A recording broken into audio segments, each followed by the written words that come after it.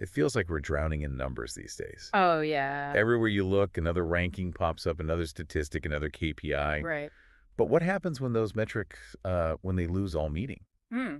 Well, that's exactly what we're diving into today. Okay.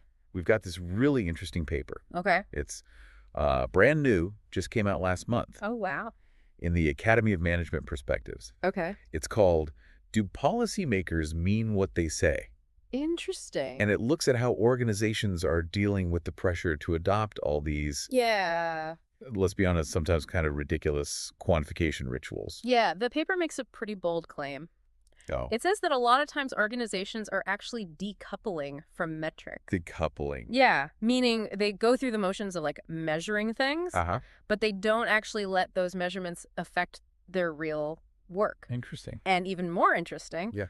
the paper suggests that policymakers might actually be in on this whole decoupling game. Okay, so let's break this down. Sure. What exactly do we mean by decoupling?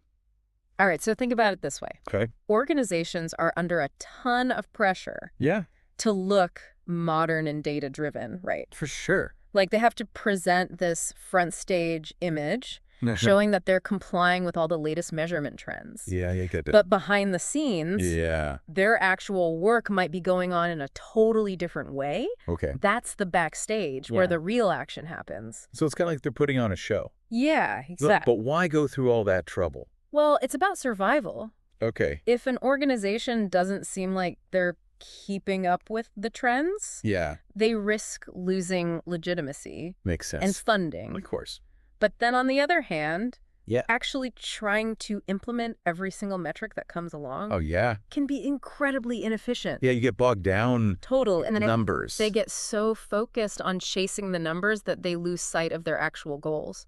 Right. It's a balancing act. Yeah. You want to look good on paper, but you don't want to get so lost in the numbers Yeah. that you forget about what really matters. The paper calls this means-ends decoupling, Means ends decoupling. where the means of measurement become totally detached from the actual ends or goals of the organization. Okay, I'm with you so far. Good. But I need like a real world example to really get that. Sure. Yeah, that makes sense. You know what I mean? The paper uses a case study Okay. about an international development NGO Okay. called TDO. TDO. They were pressured to meticulously measure beneficiary statistics. Beneficiary statistics. Yeah. Well, that seems reasonable at first. Right. You want to know who your work is helping? Of course. Seems like a pretty standard metric for that kind of organization. Sure. But for TDO, Yeah. it meant that they started prioritizing projects that were easy to quantify, Oh. even if they weren't the most impactful. So they were chasing numbers instead of focusing on what really mattered. Exactly. For the communities they were trying to help. They basically started playing it safe. Right. Going for the low-hanging fruit instead of tackling the bigger, more complex issues. Interesting. And it led to a lot of frustration within the organization. Really? The director of Asian operations for TDO actually said, What did he say? in the books, it's a success story, Uh-huh. but for us, it's a failure, you know? Wow. That quote really says it all. Yeah. It sounds like they had to prioritize appearances over actual impact. That's the danger of decoupling taken too far. Yeah. And the paper points out that it's getting harder and harder to pull off this balancing act. Why is that? Well, we live in a world that's obsessed with transparency and accountability, Yeah, that's right. what they call an audit society. An audit society. Everyone wants to see the data, the proof, the numbers. Right. So even when organizations know that chasing certain metrics is counterproductive, Yeah. it's really hard to resist that pressure. I can definitely relate to that pressure to constantly prove your worth with numbers, Oh, yeah. even when it feels pointless. Absolutely. Have you ever felt that? All the time. Yeah. But here's the twist. Okay. The paper introduces this idea of the institutional game, The institutional game. suggesting that policymakers might actually be in on the decoupling game themselves. Wait, are you saying that the people setting the rules might not even believe in them? It might sound crazy, Yeah, a little bit. but the paper argues that policymakers may promote certain metrics publicly, Uh-huh. but not actually expect organizations to take them literally. Wow. Remember that TDO director? Yeah. He mentioned that those beneficiary statistics Right. were more for show than anything else. Really? A way to appease external stakeholders, not a genuine management tool. So it's all a performance. Kind of. But if that's the case, Yeah. how are organizations supposed to know What to take seriously and what to just play along with? That's a great question. It seems like a recipe for a disaster, It can be. all this miscommunication. Yeah, that's where this gets even more interesting. Okay. The paper brings in this philosophical concept, Oh, the theater of meaning, the theater of meaning. building on the work of Wittgenstein. Okay. Basically, the idea is that meaning isn't just in the words themselves, Okay. but in the context, Right.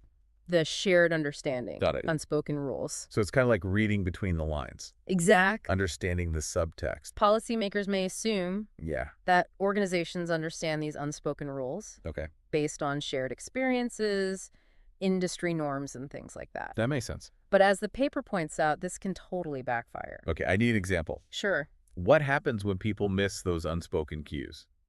The paper highlights the study Yeah. where university administrators were totally shocked About what? to discover that deans were taking university rankings seriously. They thought everyone knew it was all a bit of a game, Uh-huh. but the deans didn't get the memo.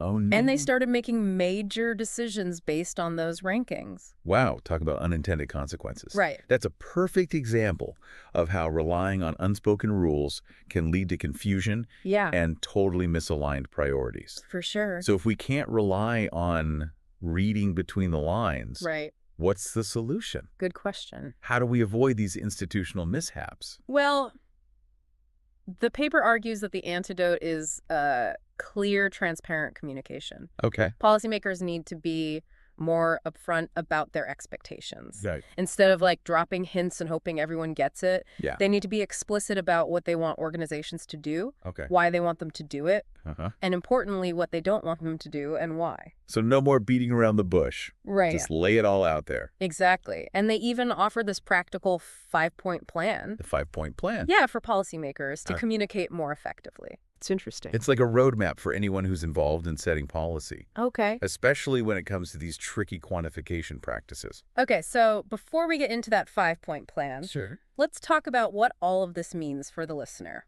Okay.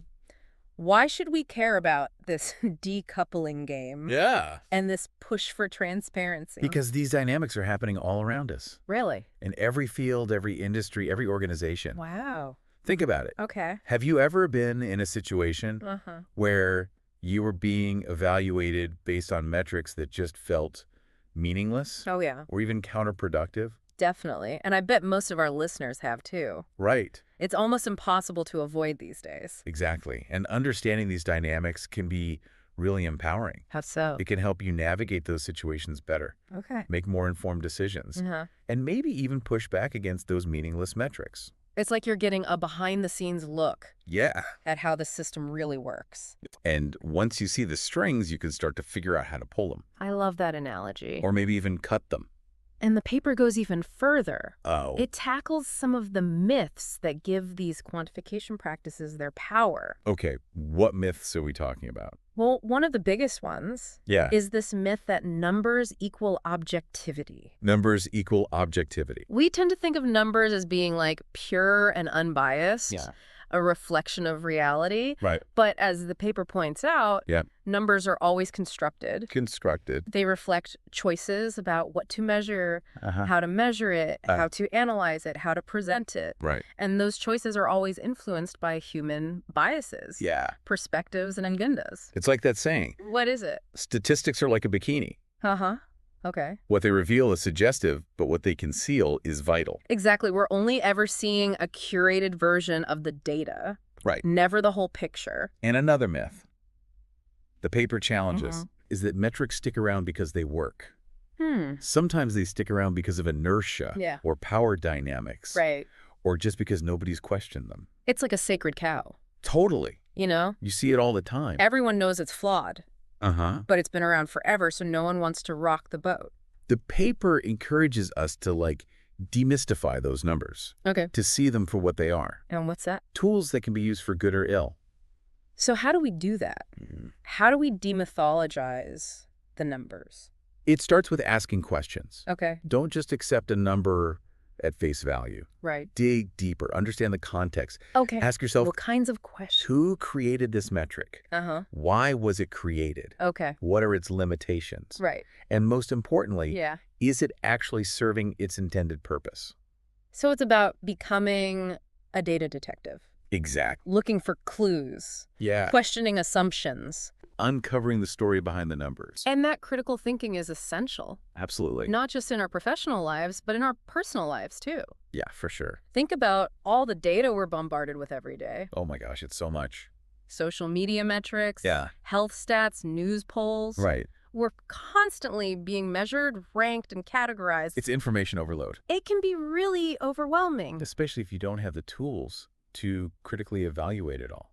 That's why this paper is so important. Okay. It gives us those tools. Right. It helps us understand those hidden forces Yeah. that shape the data we consume, the decisions we make, Okay. and ultimately the way we see the world.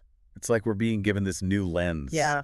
A way to see the world more clearly. To cut through the noise and get to the heart of what truly matters. Exactly. And that clarity is essential in a world that's drowning in data.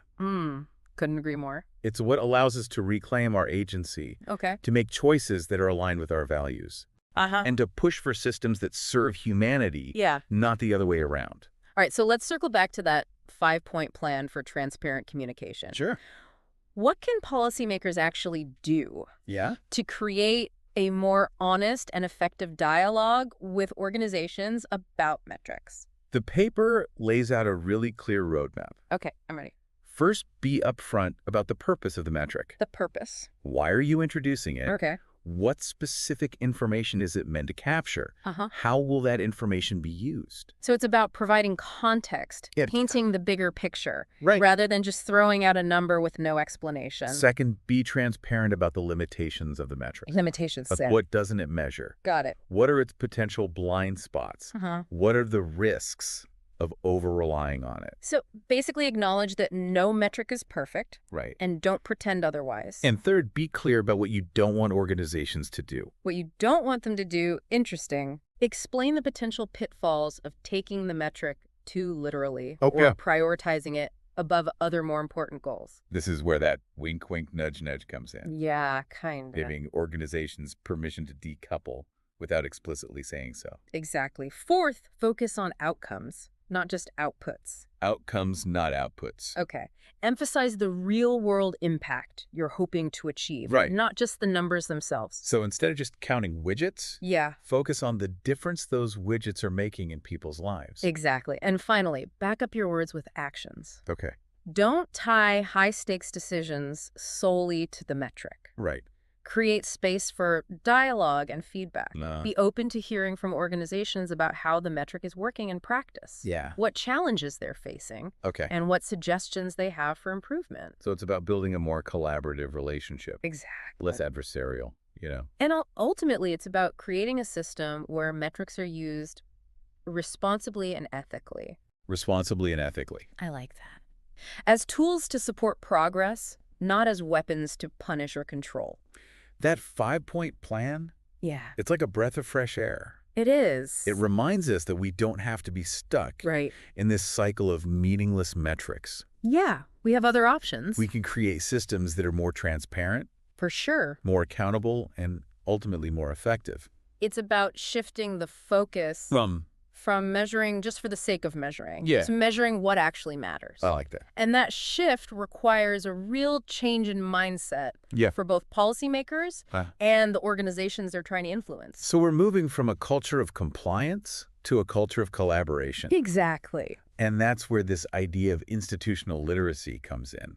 Institutional literacy. It's not just about being data literate anymore. Right. We need to understand the context, The bigger picture. the power dynamics, the unspoken rules of the game, We need to be able to read between the lines. Yeah. to decode the hidden language of institutions. It's like we need a secret decoder ring I like that. for navigating all the complexities of modern organizations. And this paper gives us that decoder ring. It does. It helps us see the strings that are being pulled, Okay. the assumptions that are driving decisions, the power dynamics that are shaping outcomes. And once we see those strings, we can start to make more conscious choices Right. about how we engage with the system. Exactly. We can choose to play the game, Okay. to subvert the game, Uh-huh. or to walk away from the game altogether. But we can't make those choices Right. if we don't understand the rules. Exactly. So for all of you learners out there, Yeah. this is your call to action. What is it? Don't just passively accept the metrics that you're given. Right. Question them. Mm-hmm. Challenge them. Okay. Demand transparency. I like it. And remember, knowledge is power. And with great power comes great responsibility. There you go. Use your newfound knowledge wisely. That's right. Push for systems that are just more equitable and more humane. It's time to reclaim our agency, It is. to shape the future we want to see. Couldn't agree more. And that starts with understanding What? the hidden language of institutions. I'm with you. Thanks for joining us on this deep dive. It's been fun. Until next time, happy decoding.